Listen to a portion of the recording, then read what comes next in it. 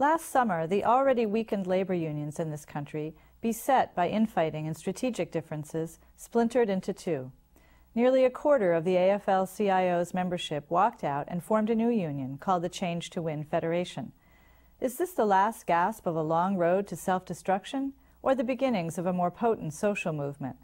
Can labor unions make themselves relevant in a high-tech global world? I'm Sarah Bartlett, and this is our topic today on USA Inc.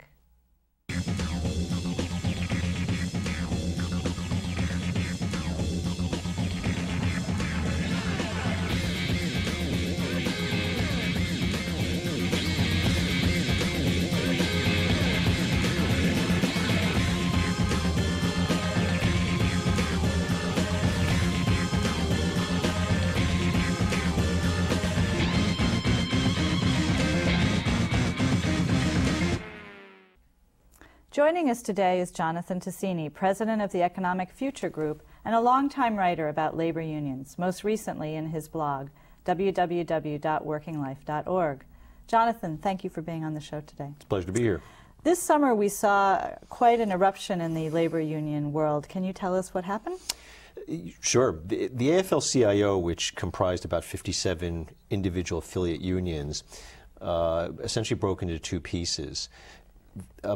Several unions decided that they wanted to disaffiliate from the AFL-CIO, which is a federation, and they've left and formed their own federation called the Change to Win Federation. They did that in pieces. The first break, if you will, came just before the AFL-CIO convention at the end of July, when the Service Employees Union and the Teamsters left.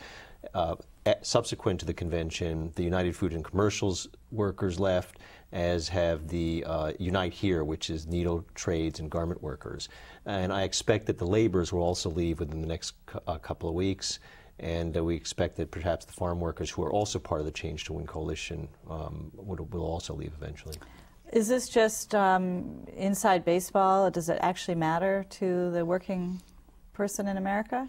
Well, it's a good question. I don't think that the structural differences make a big difference, and I've written a lot about that. I think people got very emotional within the labor movement, saying, oh my God, there's this split, and people were calling the people who left traitors, and you were leaving the labor movement, and this isn't solidarity. But I really think the fundamental question is, can anybody organize today? So whether you're in the AFL-CIO or you're in the Change to Win Federation, the real challenge for either group, or even in the individual affiliates, is can they organize new workers to reverse the slide of labor? How bad has the slide been? Oh, it's been pretty dramatic. Right now, today, in the private sector workforce, the labor movement represents less than 8% of the workforce. If you add public sector, which is a little bit easier to organize, it gets up to about 12%. Back in the 50s, it was about 35%. So it's fairly dramatic, and you really have to say that two things I'd say.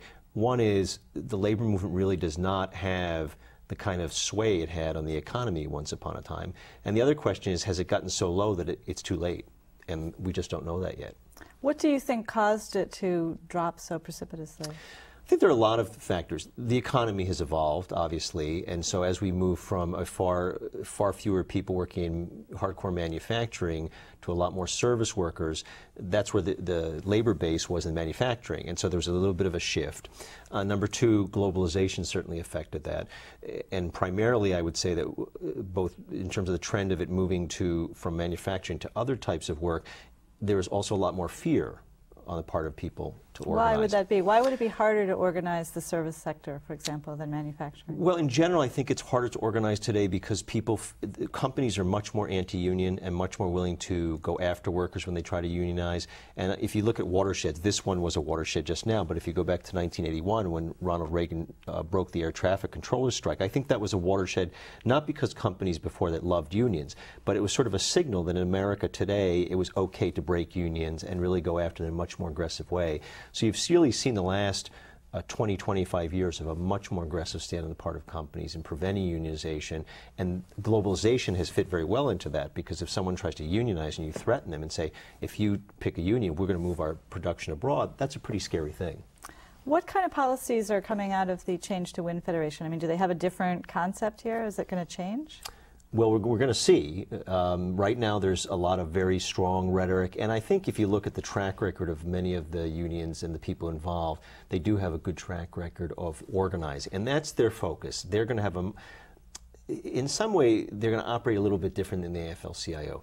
They want to have a very small staff and bureaucracy that amplifies what the affiliates do. After all, and again, I think it can't be underscored enough that a lot of people have put a lot of criticism onto the AFL-CIO, but the AFL-CIO is not the problem.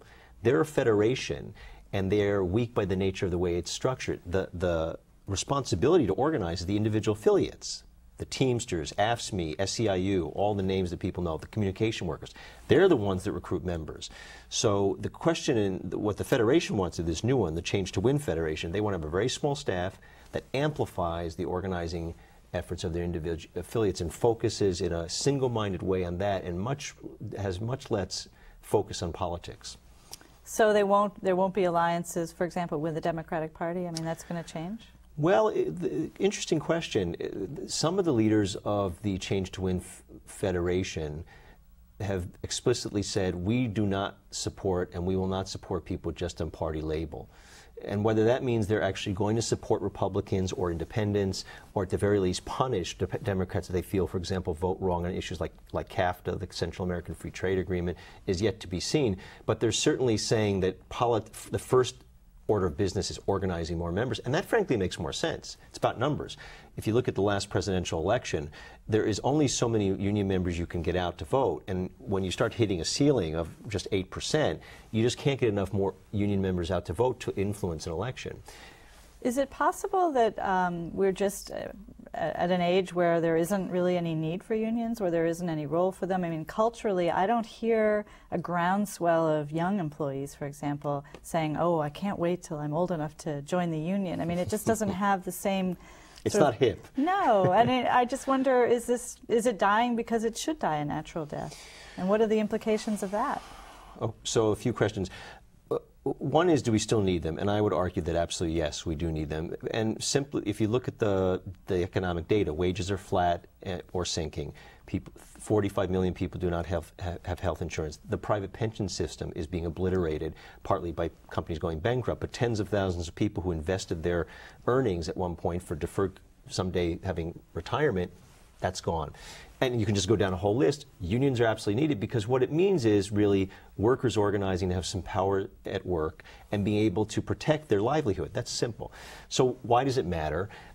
I think that there's almost no argument that the middle class grew in large part because of unions in the 50s and 60s when people were able to raise their livelihood. When the unions represented 35%, you could say that was also the time that the middle class grew very dramatically.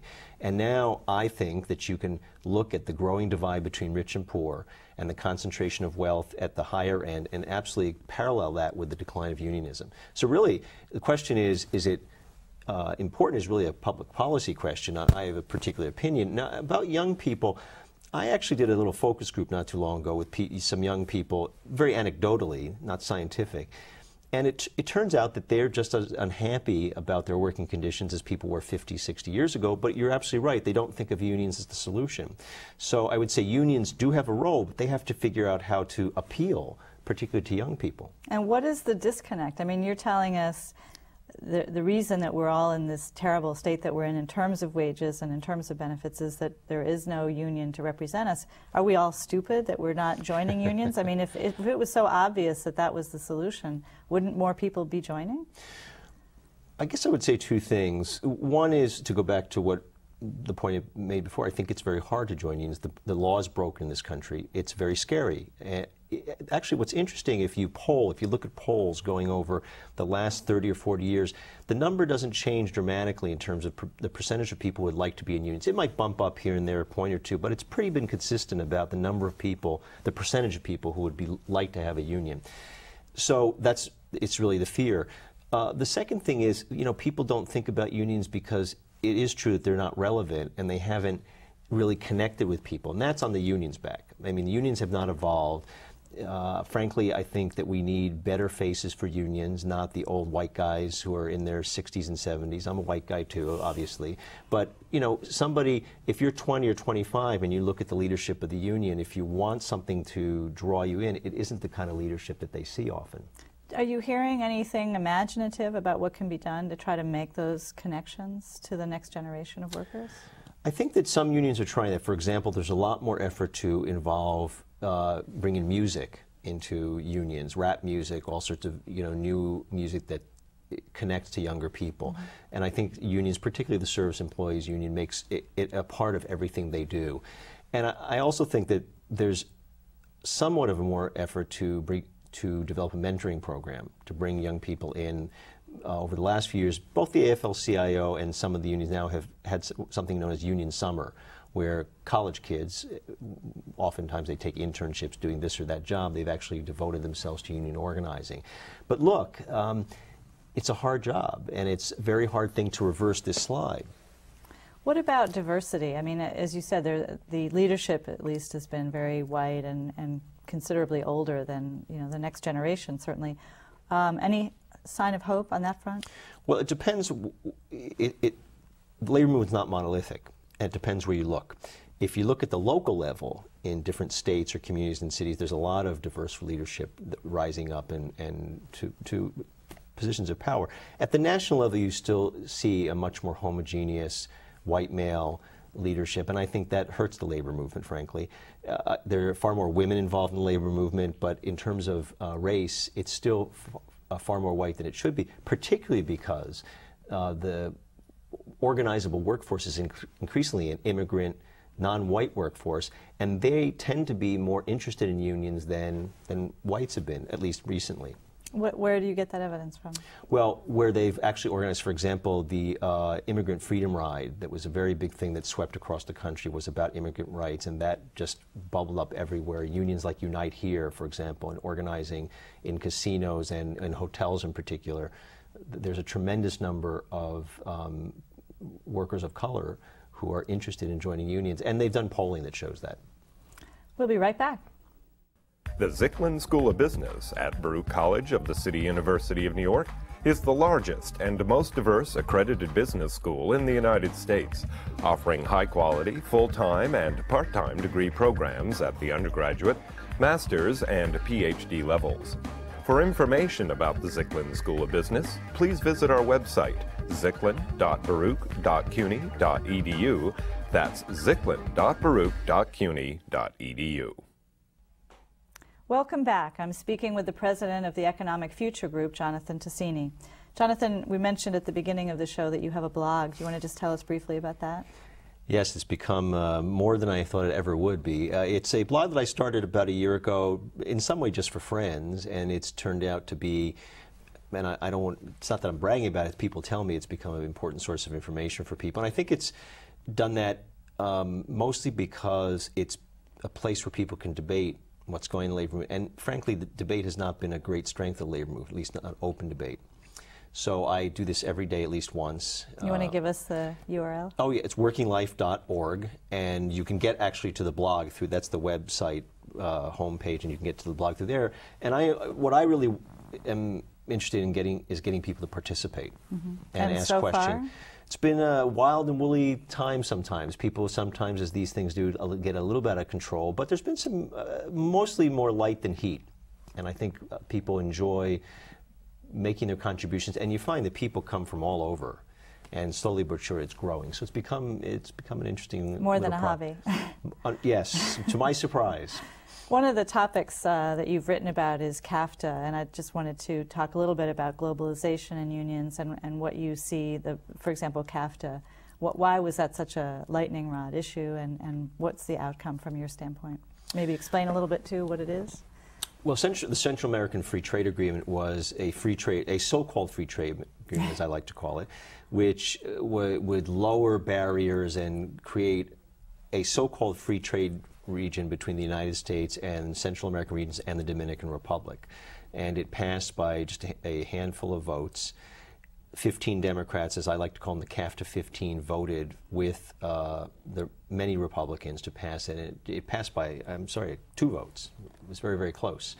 And actually, if you go back and look at the trade votes over the last 10 years, going back to NAFTA, the number of Democrats that have voted for trade agreements has declined steadily from about 100 who voted for NAFTA to, as I said, 15 who voted for CAFTA.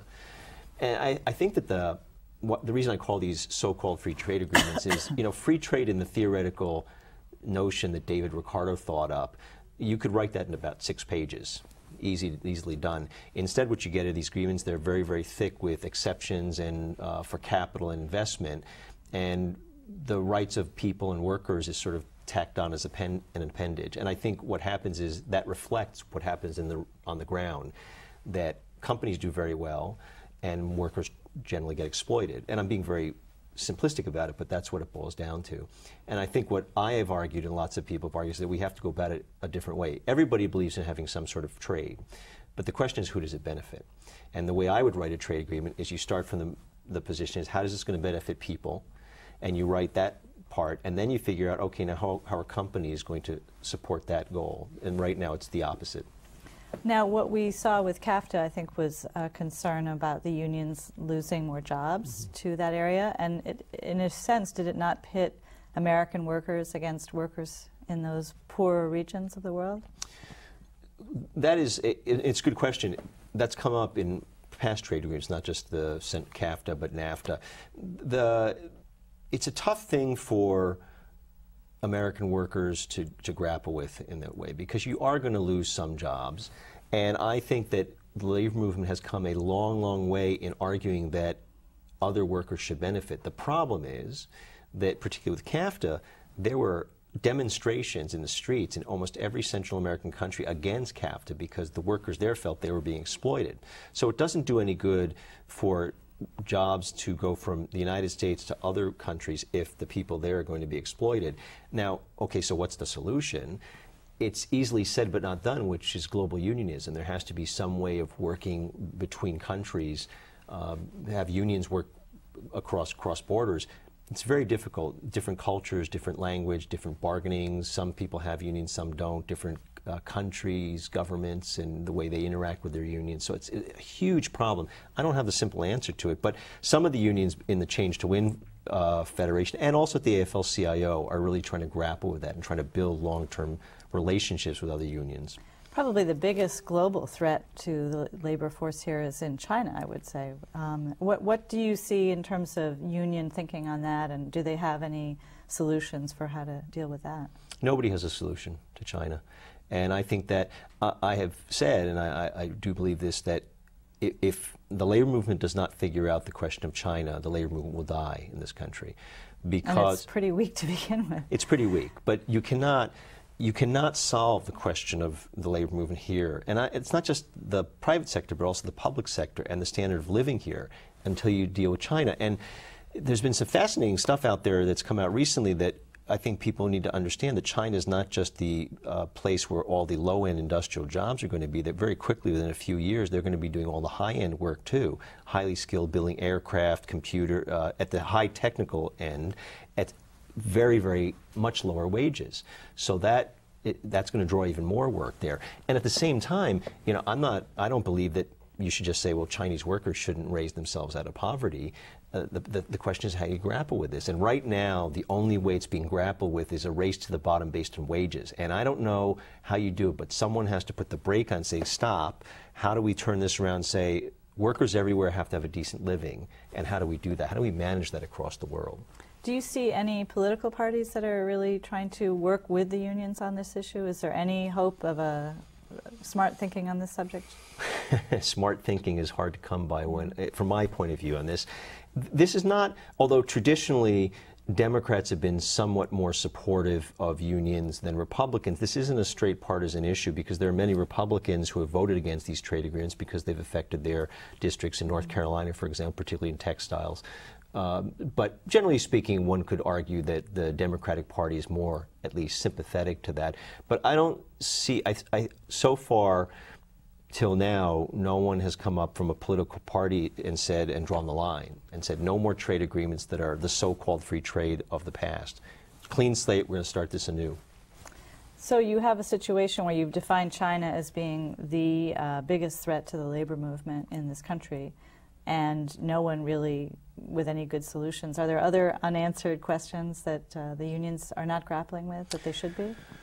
Well, yes, not necessarily in order of importance. How do you get young people involved in the labor movement? There's nobody under the age of 30 on the executive council of the AFL-CIO. I think that's a tragedy.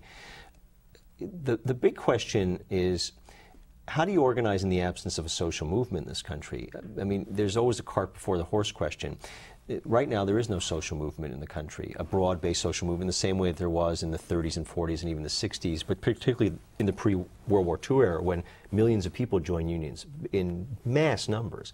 And so the question becomes, do you need the social movement to have widespread organizing, or does the labor movement have to ignite that social movement? And that's kind of a chicken big, and egg. Chicken and egg, and a big debate that people, we don't have an answer for that. Do you have any glimmers of any social movement? I mean, certainly religion seems to be drawing some people in. Well, religion is this, you know, in some way the labor movement, unions were a religion for people. That's where people traditionally went for picnics, where the families gathered, where they got a lot of services, where there was a real sense of community, and that's disappeared now. And I think that if you look at the church, I mean, a lot of the church organizing principles, particularly the new big churches, it's no rocket science. It's what unions did all the time. It's one-to-one. It's making people feel like there's a connection. It's answering people's spiritual and economic needs, and dealing with the whole range of people's personalities and lives. And the unions have lost a lot of that. They became for a long time very complacent, and dealing only with members' economic issues, and also only dealing with their own members, not looking at themselves as a broad social movement that dealt with not just their members, but other people's concerns. So socially, there is no movement afoot right now that you can see on the horizon. Politically, we've got two parties that are fairly stale. What about something like Working Families Party? Where do you see that fitting into this picture? Well, the Working Families Party in New York has done a fairly interesting job of offering an alternative. They tend to do that by endorsing usually almost probably 95% Democrats, but some Republicans as another line. They haven't done yet as much of a fielding their own candidates. It's happened in a few places in city council races and upstate in Buffalo and in one district attorney's race. But generally speaking, I think the Working Families Party has focused not so much on electing individuals, but issues. For example, they were really behind the raise of the minimum wage in New York State. So I'm a big fan of third-party efforts and independent efforts, but they are very, very difficult to do, and in New York they have a particular reason that they're successful. Are there any laws that, if they were on the books, would make this easier? You mentioned fear and the fear of joining a union. Any legislative initiatives that we should know about?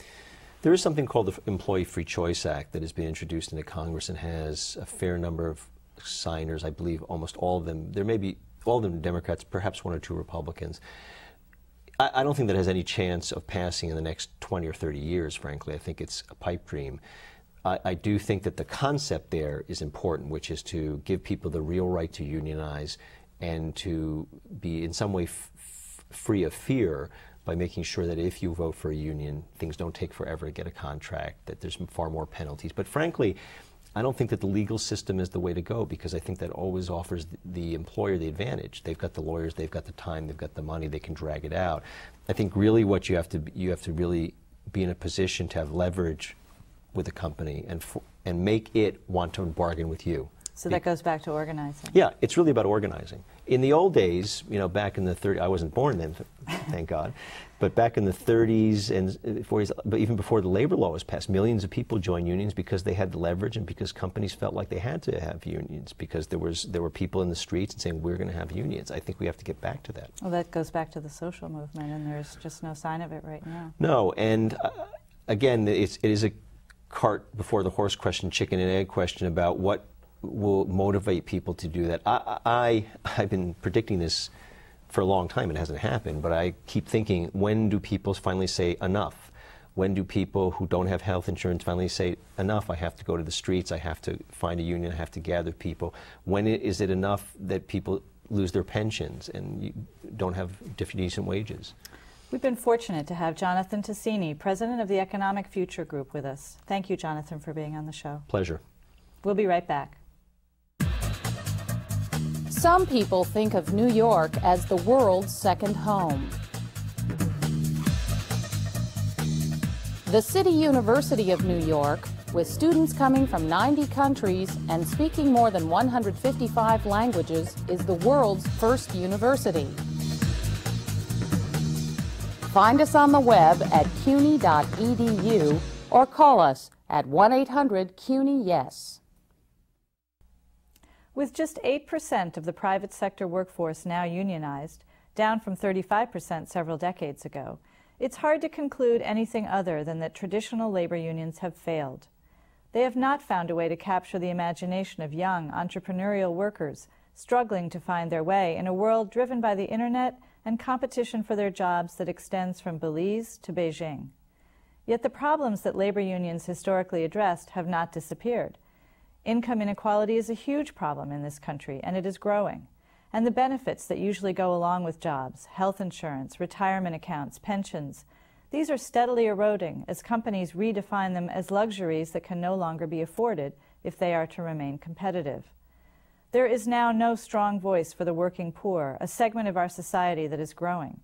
Anyone who thinks this is not a problem for all of us is kidding themselves. For USA Inc., I'm Sarah Bartlett.